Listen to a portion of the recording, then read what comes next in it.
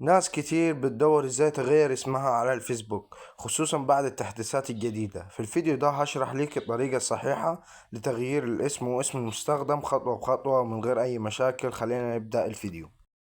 اول حاجة يا جماعة هناجي على الفيسبوك. تمام. هيحمل معانا كده يا جماعة، هناجي على صورة الملف الشخصي بتاعنا. تمام. وهننزل تحت هنلاقي كلمة الاعدادات والخصوصية. تمام. هنيجي على الاعدادات والخصوصية، هيظهر معانا عدة خيارات. هندوس على كلمة الاعدادات.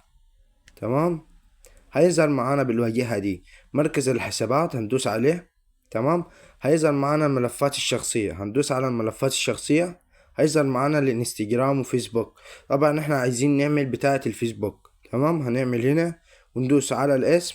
تمام. وتغيروا هنا الاسم زي ما انتوا عايزين، واسم المستخدم هتغيرهم من هنا زي ما انتوا عايزين. وادي صورة الملف الشخصي برضو هتغيروها من هنا زي ما انتوا عايزين. وبإذن الله يا جماعة يكون الشرح عجبكم وبسيط وخفيف على قلبكم، ويا ريت ما تنسوش اللايك والشير والاشتراك في القناة وتفعيل الجرس عشان يوصلكم كل جديد. مع السلامة حبايب قلبي، سلام.